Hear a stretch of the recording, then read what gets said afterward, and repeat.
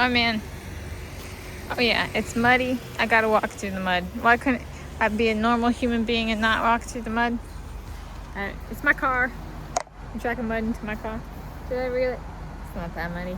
It's just spongy. Muddy and spongy. Alright. I have finished Wuthering Heights. Today is Saturday. 2026 film, Wuthering Heights. Today is Saturday.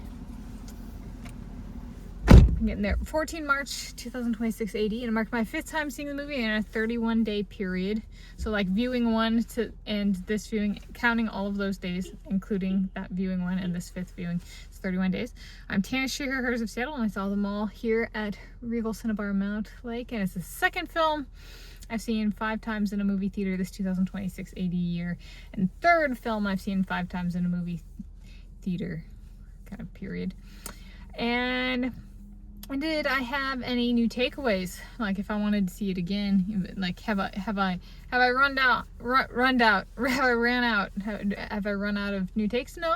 So I was thinking on the best friend thing on this viewing, and having a male best friend. And so this is based on a book, 1847 book by Emily Bronte, in classic British literature, and so set in Britain. She's a British author.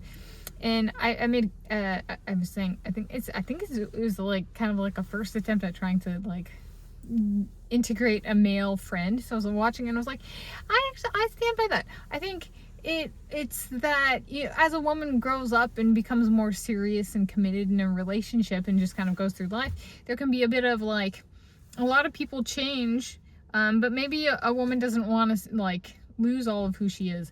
And so Heathcliff, in that case, in this particular story, is that guy from the street that her dad brought in to turn into a gentleman, which he ended up doing, but like who kind of fell in love with her, but like they were both very strong temperaments, and so she grows up, she marries this guy, she gets engaged to this guy, and there's this woman she doesn't really resonate, who's kind of who's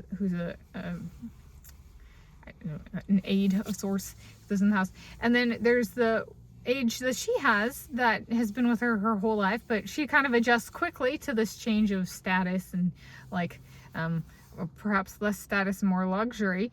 And this other woman's already kind of living it and really takes to it, and she's struggling. And so Heathcliff comes back, this guy from her childhood, and it's kind of like he hasn't changed, and she can count on him to not change. And she's like, well, maybe I want some of that stuff that I've lost since when I was a kid. And so it kind of comes through in the Heathcliff character of like, how does if he loved her back then, should she have an affair with him? Men do that, you know, like kind of thing.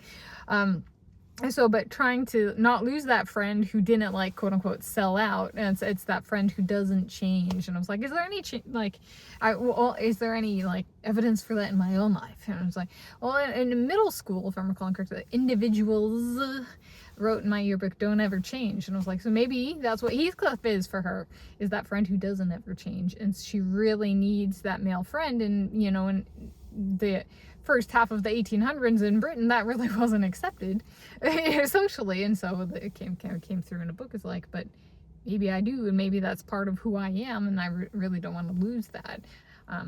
So it's like a Warner Brothers movie, you know.